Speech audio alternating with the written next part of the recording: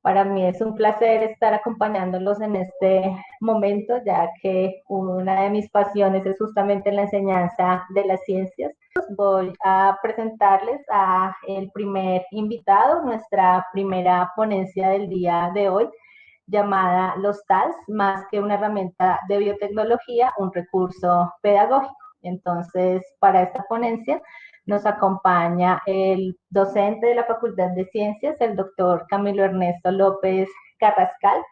Él es docente de la Facultad de Ciencias sede Bogotá. Buenos días, profe Camilo, ¿cómo estás? Buenos días, Soraya. Bien, muchas gracias. Nos alegra tenerte aquí con nosotros. El profesor Camilo es uno de los pioneros de nuestra incubadora.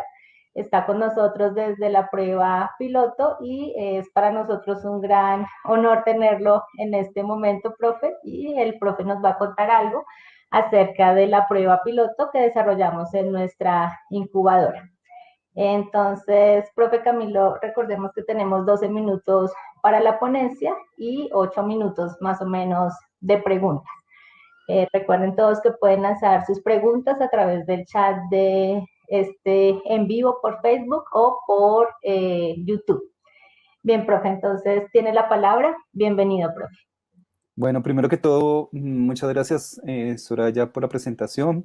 Quiero felicitar y agradecer a todo el grupo de la DNIA por la organización de este evento y por la invitación a participar en él, a compartir un poco como esas experiencias y esos primeros ensayos que con la mejor voluntad y tratando de ser lo más responsables posibles, hemos tratado de iniciar tratando de darle como una mirada diferente como a la enseñanza y de pronto incursionando en eso de la pedagogía.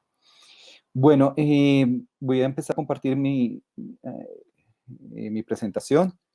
No, ya está compartida. Entonces, mm, bueno, yo voy a empezar un poco desde la biología para terminar con la pedagogía. Entonces, este es el título de la presentación es Los TALS, más que una herramienta de biotecnología, un recurso pedagógico. Este tipo de TALS son unas proteínas que se identificaron relativamente hace poco, hace más o menos 10 años, y eran candidatas fuertes a ganarse el premio Nobel, pues a sus descubridores y a quienes entendieron cómo funcionaban, dado que se utilizaron en un principio para hacer edición de genes. Sin embargo, desafortunadamente para los TALS y para sus descubridores, vino la onda del sistema CRISPR-Cas, que es lo que se está utilizando ampliamente al día de hoy como una herramienta para esa edición de genes. Entonces, por eso la idea era como arrancar con la idea de que estos TALS se utilizan mucho aún hoy en biotecnología, pero y yo viendo su mecanismo de acción, he creído que ellos pueden ser una herramienta muy, muy chévere para hacer innovación pedagógica. Bueno, entonces este proyecto hace parte del Grupo 28, cuyo título es Aprendizaje Autónomo, Crítico y Contextual en Biología.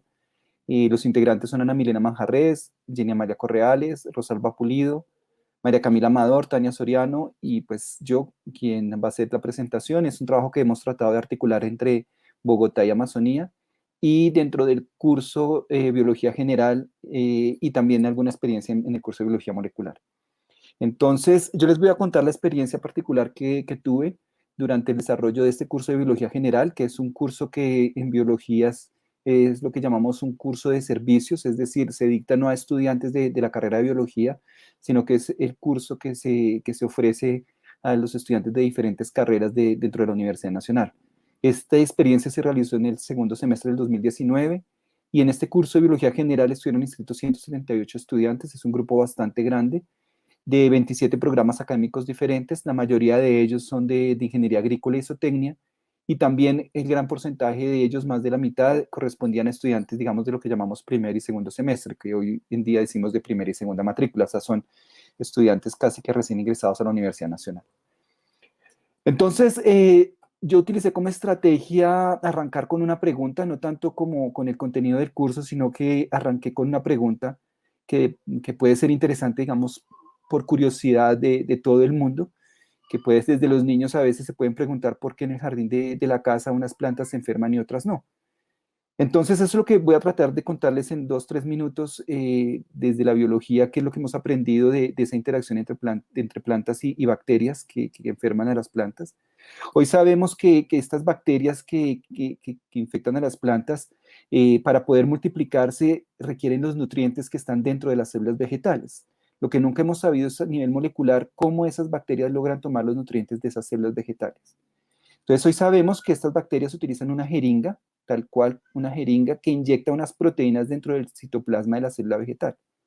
Dentro de esas proteínas están los TALs, que van a actuar como activadores de la transcripción. Estos TALs no se van a quedar, justamente este tipo de proteínas no se van a quedar en el citoplasma, sino que van a ir al núcleo. Y en el núcleo se van a unir de manera secuencia específica, van a reconocer una secuencia muy específica en el ADN y más particularmente en la región que controla la expresión de un gen determinado que, digamos, le interesa, entre comillas, a la bacteria inducir para que pueda causar la enfermedad.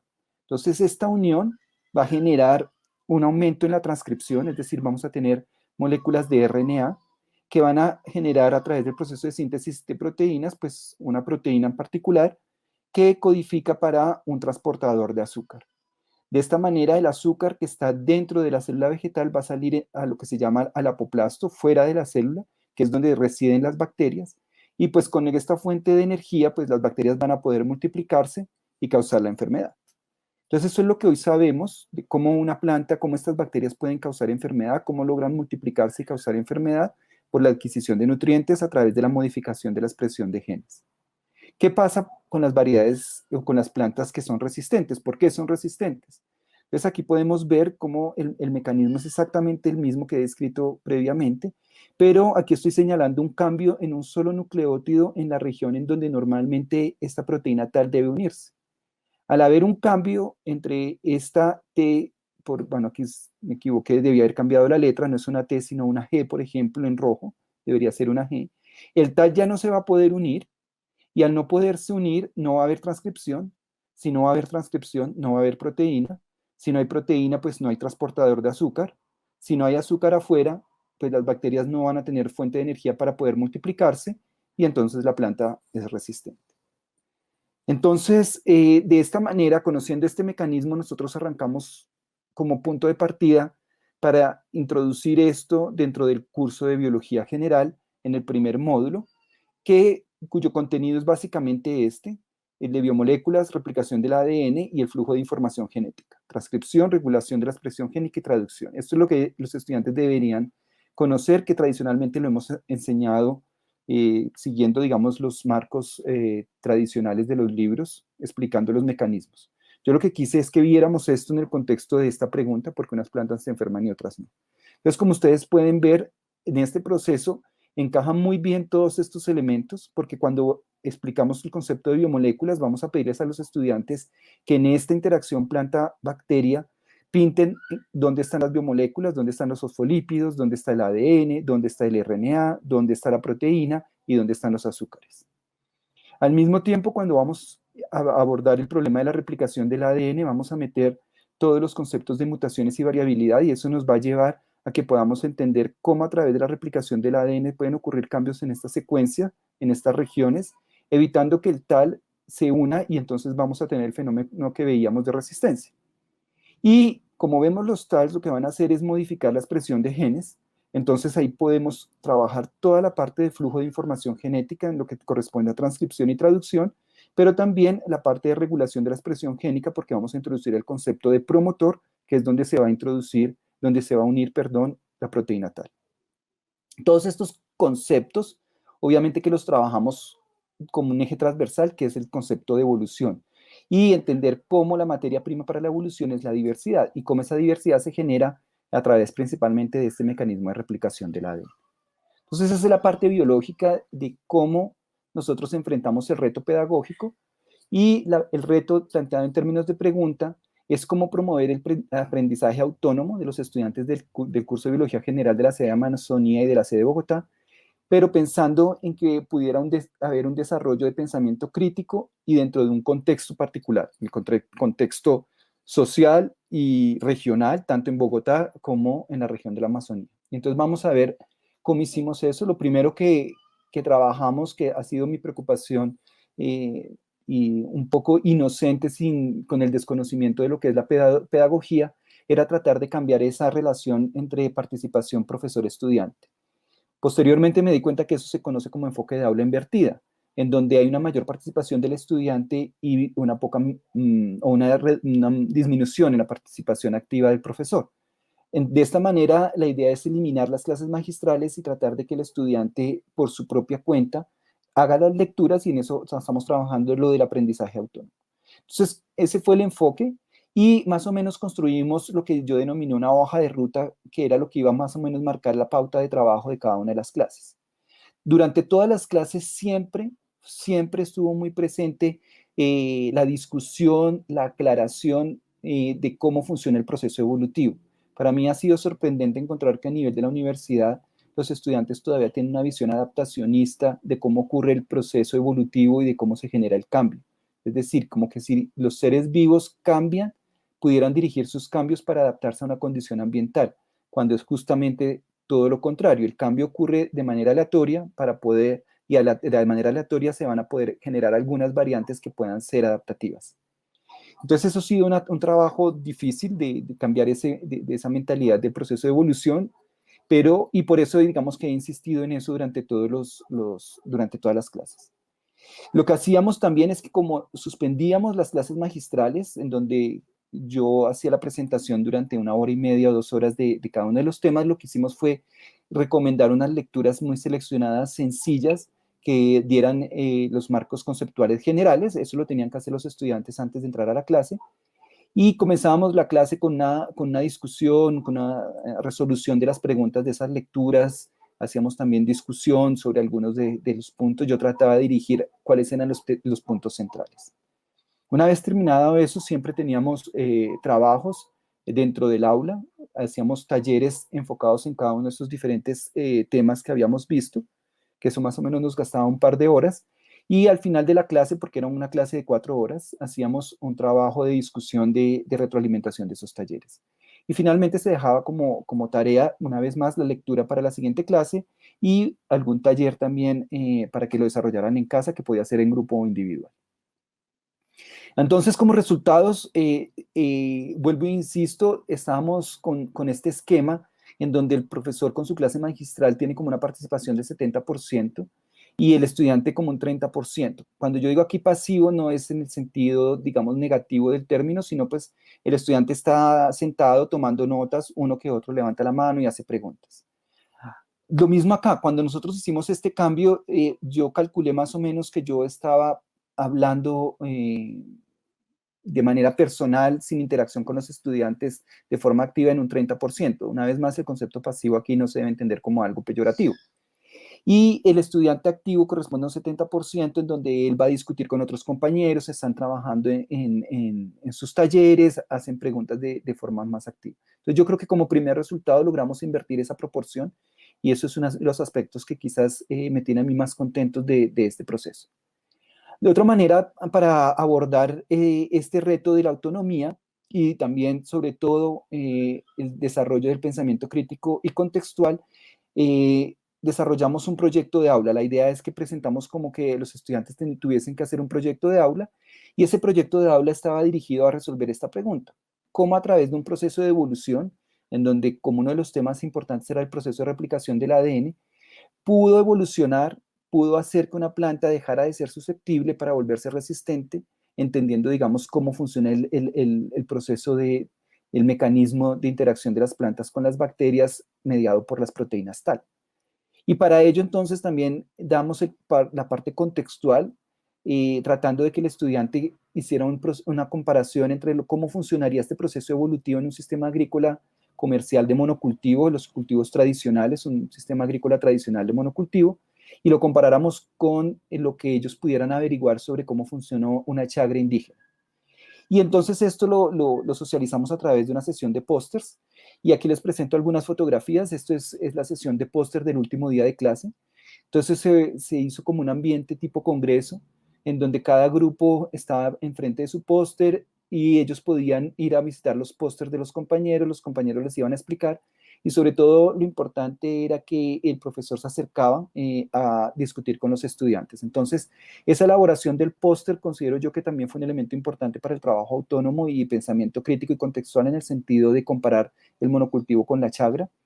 Eh, Aquí, por ejemplo, vemos una fotografía en donde los estudiantes están presentando justamente la comparación entre el monocultivo y chagra, en donde el mensaje importante allí era entender la importancia de la diversidad, de cómo se genera esa diversidad a partir de los procesos de replicación del ADN y de cómo en la comparación de esos ambientes de agrícolas de monocultivo versus chagra va a moldear los procesos de evolución y de selección para poder llegar a encontrar o aumentar la probabilidad de que apareciesen esas variantes de plantas que pudieran ser resistentes a esa enfermedad bacteriana.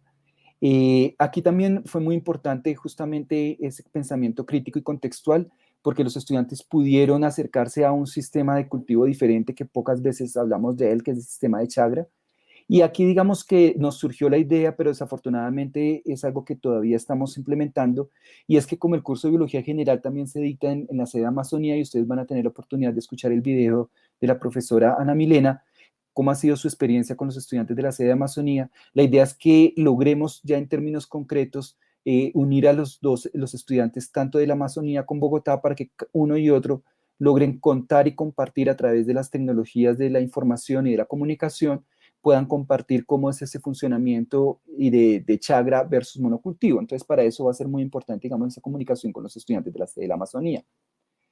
En esta fotografía también podemos ver cómo potenciamos el pensamiento crítico, ya que hay una confrontación en el buen sentido del término del profesor con los estudiantes. Entonces yo me acercaba en la medida de lo posible, eran muchos pósters, pero teníamos un par de monitores, entonces nos repartíamos, yo tenía algunos grupos y los monitores tenían otros, la dinámica era la misma.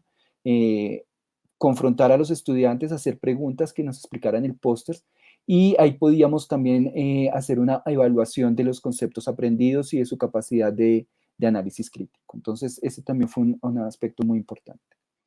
Bueno, entonces, como mayores impactos, entonces lo que me parece a mí súper importante es que logramos que a través de una pregunta que nos formulamos casi que desde pequeños de por qué unas plantas se enferman y otras no, que es algo que nos debería causar curiosidad a todos, podíamos abordar esa pregunta, digamos, macroscópica desde los conceptos de la biología molecular, desde ese concepto de esa necesidad que se debía cumplir en el requerimiento del curso de Biología General, que es el flujo de información genética. Entonces yo creo que eso fue algo importante que logramos.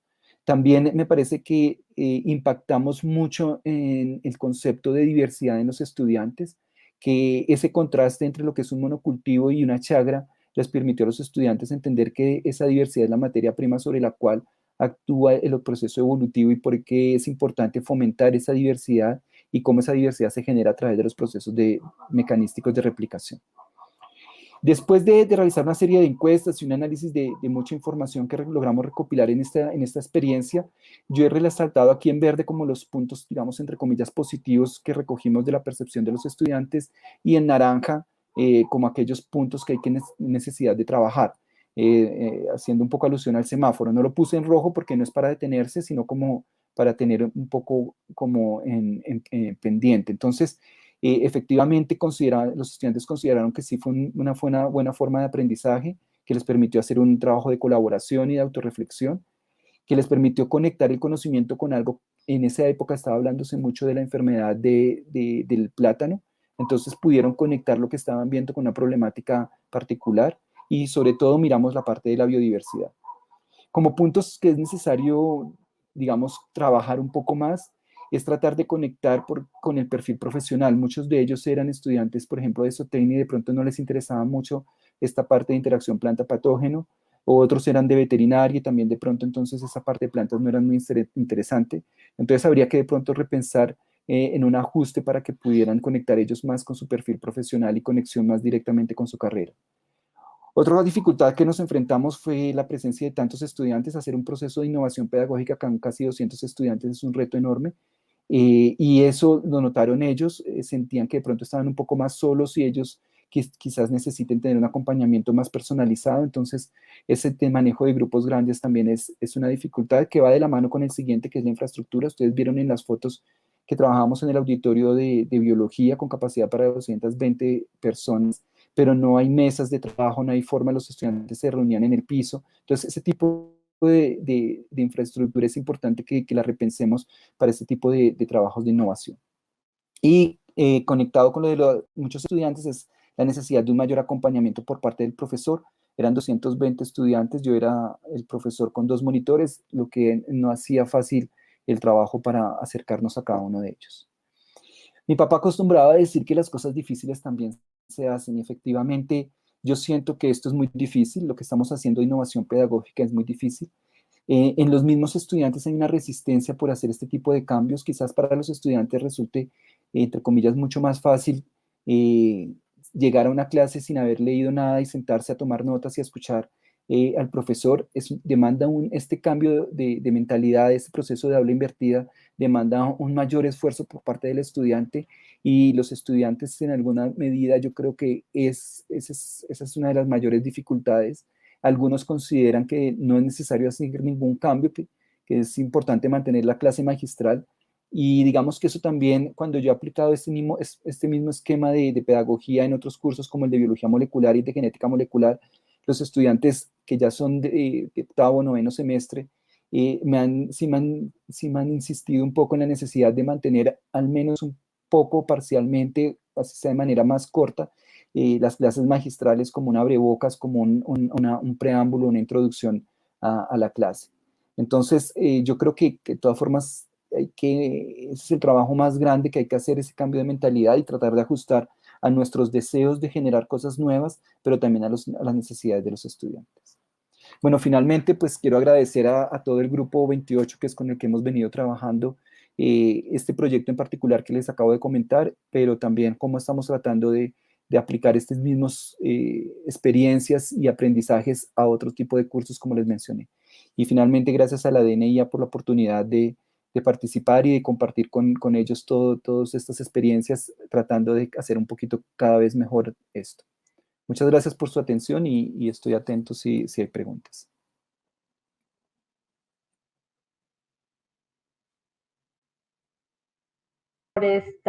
Muchas gracias, profe Camilo, por esta intervención. Es gratificante ver efectivamente cómo en medio del contexto, pues es mucho más fácil propiciar esos aprendizajes en ciencias. Bien, profe, tenemos una pregunta en las redes sociales. Voy a lanzársela aquí, que se conecta perfecto con lo último que usted estaba hablando acerca de la motivación de los estudiantes cuando se transforman las estrategias en el aula. Entonces, el profesor Erwin Fabián García López nos pregunta o nos dice: buen día, en esta experiencia que describe el profesor, ¿dónde están presentes las verdaderas motivaciones intrínsecas, entusiasmos e iniciativas de los estudiantes para cambiar los contenidos y rumbos en el proceso de aprendizaje? Ok, o sea, la pregunta es desde el punto de vista del estudiante, lo entiendo, esas motivaciones intrínsecas es cómo nosotros percibimos que el estudiante realmente está motivado por este tipo de innovación, ¿no? Esa es como yo entiendo la pregunta. Es difícil lograr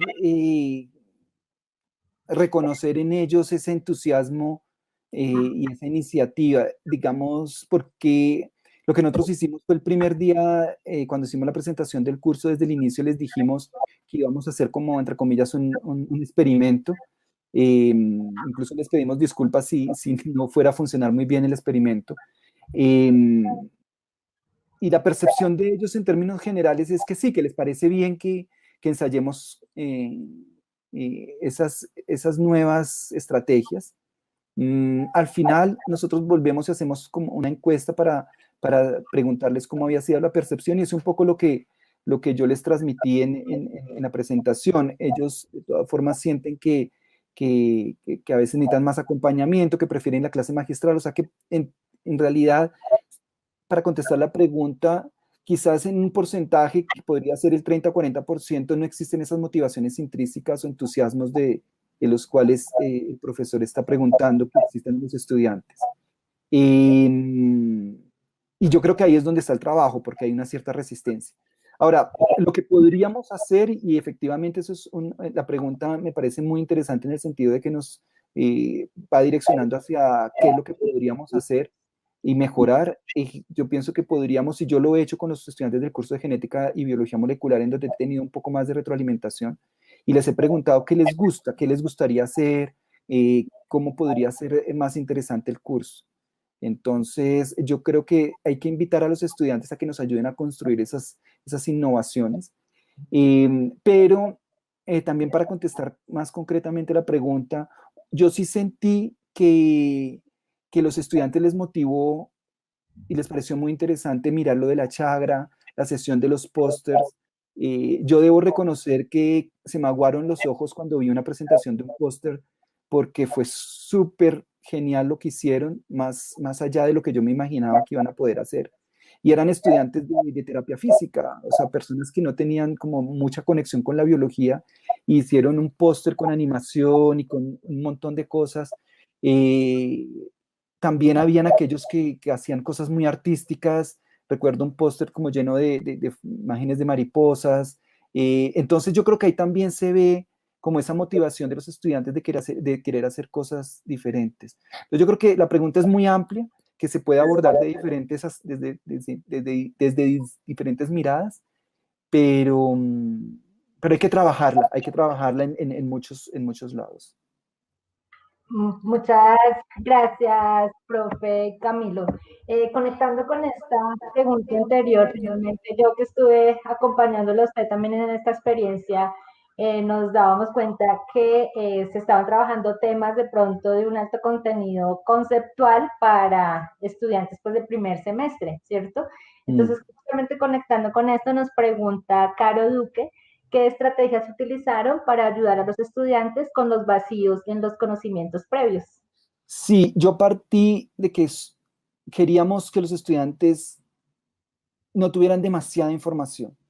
Entonces las lecturas que recomendamos fueron lecturas muy sencillas. No nos quisimos complejizar con toda la parte de estructura, de química, de la estructura del ADN, de mecanismo de replicación, de 5' 3', toda una cantidad de enzimas implicadas. No, fue casi que lo más sencillo, porque lo que queríamos es simplemente que tuvieran como los conceptos centrales y más bien que su energía se fuera dirigida a contestar esa pregunta, que pudieran contrastar el proceso evolutivo en dos agroecosistemas diferentes. Entonces, el compromiso más importante en términos de conceptos era que hicieran muy bien las lecturas, muy sencillas.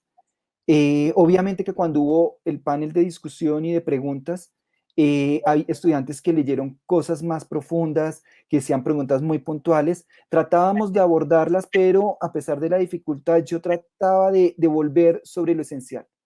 Y ahí es donde trabajamos muchísimo, que lo básico, lo esencial para comprender esos 5 minutitos que me gasté explicando cómo funciona una planta resistente y una susceptible, que ese mensaje pasara. Independientemente si entendieran que el RNA es de 5' 3', que los fragmentos de Okazaki, si la maduración de la proteína, su unidad pequeña, su unidad grande del ribosoma, digamos que no era lo esencial. Ellos lo podían leer de forma sencilla en sus lecturas, lo abordábamos en las preguntas, pero lo más importante es que esos 5 minutitos de la introducción de esta charla pudiera quedar de manera global en la cabeza de los estudiantes y lo pudieran trabajar en el contexto de biodiversidad, de chagra, de monocultivo. Entonces, eso era lo más importante, trabajar en conceptos, que no hubieran vacíos en esos puntos y que no hubiera vacíos en ese proceso de evolución por selección natural. Eso era también muy importante que lo trabajáramos. Muchas gracias, profe. Ya se nos está acabando el tiempo, sin embargo, tengo dos preguntas aquí muy interesantes. La primera es de nuestro director, el profesor Oscar Duarte. Primero le agradece, profe, por esta excelente presentación y le pregunta, ¿cuál cree usted que esta experiencia sea escalable a más grupos y sedes de nuestra Total, universidad? totalmente. O sea, yo sí siento un amor muy grande por esto que he hecho. Yo creo que los TAL son una herramienta súper linda para hacer todo este aprendizaje de biología molecular, de flujo de información.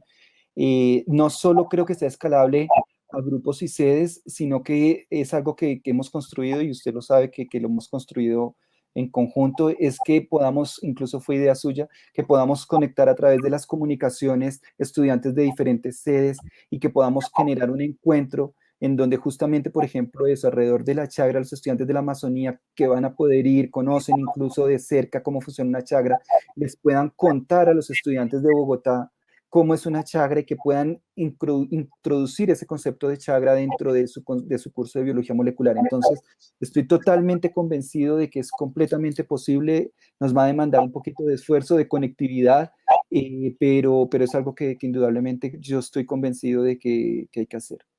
Muchas gracias, profe. Voy a lanzarle la última pregunta. Tenemos más, pero para que ya ingrese en nuestra siguiente ponencia. Entonces nos pregunta Giovanni Alexander Zamudio Castellanos. Buen día, profesor Camilo. ¿Qué otras estrategias considera para potenciar el pensamiento crítico del estudiante? Sí,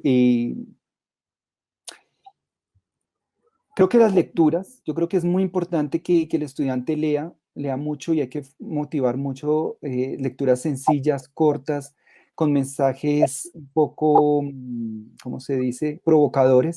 Yo insisto mucho eso durante mis cursos, lanzar ideas un poco que chocan, digamos, con los esquemas mentales tradicionales. Yo particularmente, por decirlo así rápidamente, no soy un defensor de de la biodiversidad, a mí no me dice mucho el hecho de que seamos el segundo país en diversidad de peces o cosas de esas. En términos moleculares, porque hay una diversidad morfológica que de pronto no corresponde con la diversidad molecular. Entonces, cuando uno como profesor trata de lanzar ese tipo de planteamientos, uno espera que el estudiante se sacuda y empiece a ver cómo, espero profesor, un momentito, ¿cómo está diciendo esas cosas? O cuando yo tratar de que uno también rompa con esos esquemas. Yo a veces les digo, yo no estoy muy de acuerdo con los conceptos darwinistas de la evolución. Entonces uno espera que el estudiante se despeluque y pueda, digamos, contraatacar si se quiere.